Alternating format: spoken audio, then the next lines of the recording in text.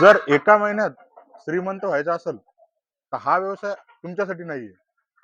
पण एका वर्षात कुक्कुटपालन हा व्यवसाय तुम्हाला नक्की श्रीमंत करू शकतो. याची जर पूर्ण माहिती पाहिजे असेल तर हा व्हिडिओ तुम्ही शेवटपर्यंत पूर्ण पहा.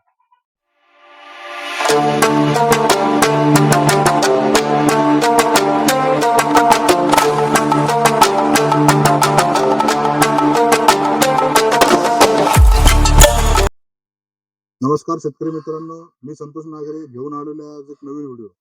तर आता आपण सध्या घाटा येथे राज पोल्ट्री फार्म इथे आलेलो आहोत. त्यांनी शेतीसोबतच अतिशय चांगला असा कुक्कुटपालन हा व्यवसाय सुरू केलेला आहे. तर जाणून घेऊया आपल्या दादा शेतकरी मित्राकडून. तर दादा, सर्वप्रथम तुम्ही एकदा तुमचं नाव, तुमच्या पोल्ट्री फार्मची माहिती ही आमच्या व्ह्युअर्सला सांगा.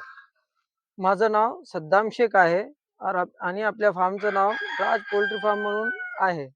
हे आपला घाटा म्हणून गाव आहे, तालुका मालेगाव आणि जिल्हा वाशिम या ठिकाणी हे आहे. चला आता आपण सर्वप्रथम दादाच्या शेडची पूर्ण माहिती घेऊया. दादा, एकदा तुमचा शेड आम्हाला पूर्ण दाखवायचा आणि तुमच्या शेडची माहिती सांगा. दादा, या शेडला आता तुम्ही एवढा मोठा शेड केलेला आहे. या शेडला तुमच्या शेडची लेंथ किती आहे, याला खर्च किती लागलेला आहे तुम्हाला? पहिले आपला शेड जे आपण शेड जे होता, पहिले शेड आपला कसं एक कोंबड्याच्या हिशोबाने शेड आपण पहिले स्टार्टिंग नव्हतं केलं.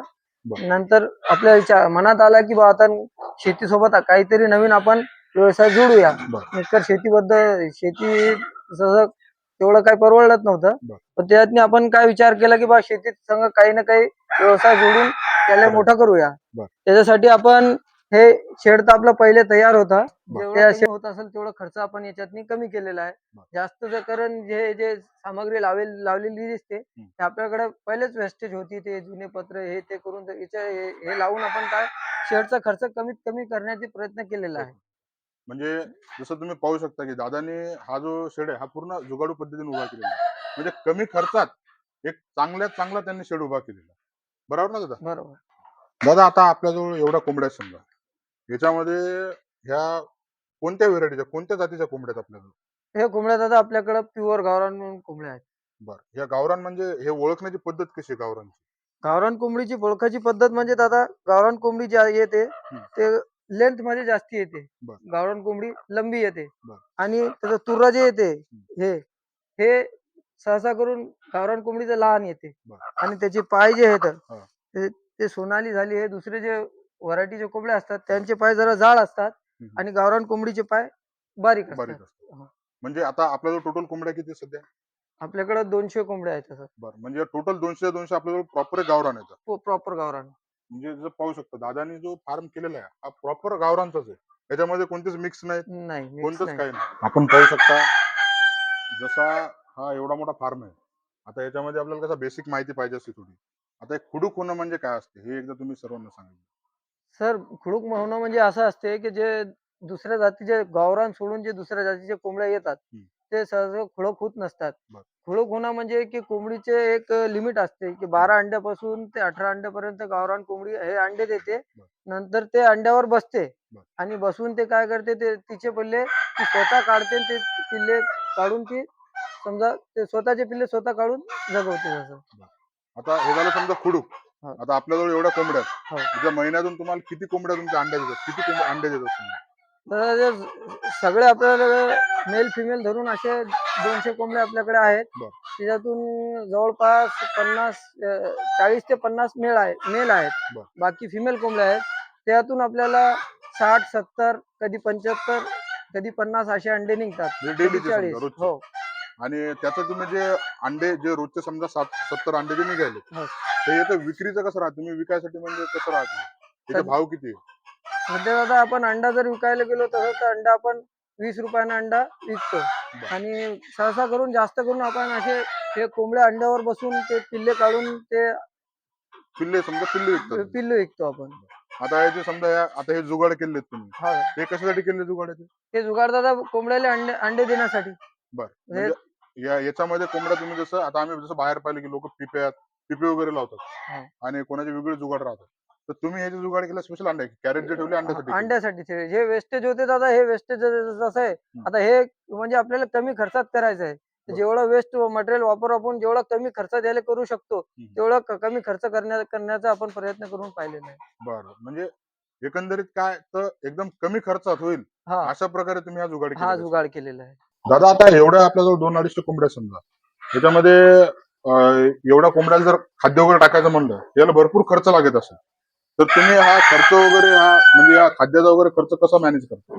तसा आपल्याला सहसा करून जास्त खर्च खाद्यावर जास्त आपण खर्च करत नाही. बर. कारण की जास्त खर्च जर केला तर याच्यावर प्रॉफिट कमी होईल. त्याच्यासाठी ते खर्च वाचवण्यासाठी आपण ते वावरात जे आपलं हे भाजीपाला टाकेल थोडस हे पालक गिलक जे बर. ते टाकेल आहे आणि जे आपण निंदन बिंदन करतो ते हिरवा चारा निघते ते पण आणून टाकतो. बर. आणि जे भाजीपाल्याचं वेस्ट असते ते जे बाजारात ते वेस्ट राहते ते बर. वेस्ट आणून टाकतो. आणि ते कंट्रोल मध्ये जे जे आपले ते गहू तांदूळ जे खाली सांडलेले असतात ते कमी भावात भेटतात अच्छा. ते आणून टाकतो. म्हणजे जसं आता पाहू शकता म्हणजे याच्यामुळे तुमचा खर्च एकंदर बऱ्यापैकी कमी झालेला आहे. बऱ्यापैकी खर्च कमी झालेला आहे. म्हणजे जसं आता आपण पाहू शकतो की यांचा जो खर्च आहे खाद्याचा हा कमी करण्यासाठी यांनी मस्तपैकी एक जुगाड केलेला आहे. म्हणजे कसा की बऱ्यापैकी यांनी शेतात पालक वगैरे लावलेला आहे. त्यानंतर हा मार्केटमधून जो वेस्ट भाजीपाला राहतो आपला तोही घेऊन येतात आणि पुन्हा आपला कंट्रोलचा वगैरे जो बाजरी वगैरे गहू ज्वारी वगैरे राहते तर त्याचाही हे इथं टाकत आहेत. त्याच्यामुळे त्यांचा जो खर्च आहे हा खर्च बऱ्यापैकी याच्यामध्ये कमी झालेला आहे. आता जशा एवढ्या कोंबड्या आपल्याजवळ असल्या म्हणजे याच्यावर रोगराई तर येणारच. आता आपल्या या कोंबड्यावर आतापर्यंत असा कोणता रोग वगैरे काय आलेला आहे का? दादा आपल्याला फार्म चालू करून जास्त 6 ते 8 महिने त्या फार्म चालू करायला झाले. आतापर्यंत आपल्याकडे फक्त CRD नावाचा रोग एक आलता. अच्छा. त्याच्यासाठी आपण डॉक्टरांकडून हे उपाय घेतलं होतं. बर. हे जे आहे हे पाण्यात मिसळून ते टाकायचं आहे. बर. हे 3 दिवस जर आपण टाकलं तर ते सर्दी जे खोकला जे वातावरण जसं चेंज होते ते वातावरण जसं की चेंज झालं की आता उन्हाळा लागल. हो. आता सध्या थंडी जास्त आहे उन्हाळा लागला त्याच्यातनी काय होईल की ते कोंबड्यांना काय होईल की सर्दी होते. बर. त्याच्यातनं हे 3 दिवस जर आपण हे औषध दिलं बर. तर ते रोग समाप्त होऊन समाप्त. जाते. म्हणजे जसं आता यांचं सध्या तुमच्यापर्यंत सध्या CRD झालेला आहे. फक्त अजून CRD दुसरा आलेला. कोणता रोग आलेला नाही. रोग कोणताच रोग पण आलेला आता नाही. जसं एवढा आपण प्लॅन जर केला हा. म्हणजे याच्यावर अजून इन फ्युचर मध्ये याच्यावर हा. रोगराई वगैरे चालू राहणार. मग त्याच्यासाठी तुमचं पुढचं नियोजन काय आहे? तर याच्यासाठी सर आपण डॉक्टराकडून प्लॅन घेऊन पुढचं प्रोसेस करू. कारण की आपण बी याच्यातनी स्टार्टिंग आहे आपलं बी. बर. आपलं बी याच्यातनी शिकणंच चालू आहे अच्छा. सध्याचं. म्हणजे पाहू शकता जसं यांनी याचा सध्याचा जो टाइम पिरियड तो शिकण्याचाच आहे. म्हणजे त्यांना 7 महिने झालेले टाकून. त्याच्यामुळे यांच्यावर एक सध्या रोग आला होता CRD म्हणून. तर CRD वर त्यांनी मात दिलेली आहे. आणि अजूनही त्यांच्या म्हणण्यानुसार जर फ्युचरमध्ये अजूनही कोणकोणते समजा रोगराई जर असतील तर ते डॉक्टरच्या सल्ल्यानुसार जे काही औषध वगैरे लागतील ते त्यांना देतील समजा. दादा आपल्या या कोंबड्यासाठी अंड्याचं उत्पन्न वाढवण्यासाठी तुम्ही काय नियोजन केलेलं आहे? म्हणजे त्यांना खाद्यातून तुम्ही काय काय नियोजन करू शकता? खाद्यातून दादा आपण याले अंड्याचं उत्पादन वाढवण्यासाठी शेवग्याचा पाला बर. आणि तुतीचा पाला टाकतो. बर. शेवग्याच्या पाल्यात त्याचे भरपूर कॅल्शियम असते. अच्छा. आणि त्याच्यातनी थोडाफार मेडिसिनचाही वापर करतो बर. की बाबा की अंड्याचं उत्पादन वाढावं. बरोबर. याच्यासाठी आपण हे देत असतो आणि जेणेकरून याचे अंड्याचं उत्पन्न आपलं चांगलं वाढते. बऱ्यापैकी होईल. आता एवढा मोठा व्यवसाय चालू करायचा म्हणलं हा व्यवसाय आपण कशासाठी करतो? मेन म्हणजे पैशासाठी. मग आता हे ज्या कोंबड्या आहेत या कोंबड्याचं विक्री व्यवस्थापन तुम्ही कशा प्रकारे करता? म्हणजे ज्या कोंबड्या आहेत पुन्हा कोंबडी आहे अंड आहे पिल्लू आहे याचं विक्रीचं व्यवस्थापन तुम्ही कसं केलेलं आहे? आता सध्या आपण विक्री म्हणजे लोकल मध्ये विक्री आपण करायला लागलो. बर. त्याच्यात पण जे कोंबडा 550 रुपये किलो कोंबडे विकतो सध्या. बर. सध्या आपल्याला आपला प्रोडक्शन वाढवायचं आहे. बर. त्या कारणामुळे आपण कोंबडी काही देत नाही. देत नाही. अच्छा. जर लोकल मध्ये एखादा 2 आला जर तर हम्म. आपण त्याला कोंबडी 500 रुपयाच्या हिशोबाने एखादी 2 कोंबडी देऊ देऊ शकतो. बर. आणि त्याच्यात मग ते अंडे जे आहेत अंडे आपण 20 रुपये प्रमाणे अंडे विकतो. सहसा जास्त करून आपण अंडे विकतच नाही. अच्छा. आणि अंडे आपल्याकडे हॅचरी मशीन आहे. बर. त्याच्यात हॅचरी आपण पिल्ले काढतो आणि काही जे आपल्या इथं इथं कोंबड्या जे राहतात त्याच्या खाली बी आपण अंडे टाकून पिल्लेच काढतो फक्त. म्हणजे आता तुमच्यावर हॅचरी मशीन पण आहे समजा. हो. हॅचरी मशीनची कॅपॅसिटी किती आहे तुमची? आपली हॅचरी मशीन सध्या आपला स्टार्टिंग पॉईंट आहे त्याच्यामुळे आपण सध्या 100 अंड्याची हॅचरी मशीन आणलेली आहे. बर. तर ती हॅचरी मशीन 100 अंड्याची आहे. आता फ्युचर मध्ये आपली 500 अंड्याची हॅचरी मशीन बुक झालेली आहे समजा. बर. काही दिवसात ते पण येऊन जाईल आपल्याकडे. म्हणजे हॅचरीचं तुमच्या डोक्यामध्ये हॅचरीचा प्लॅन कसं काय आला?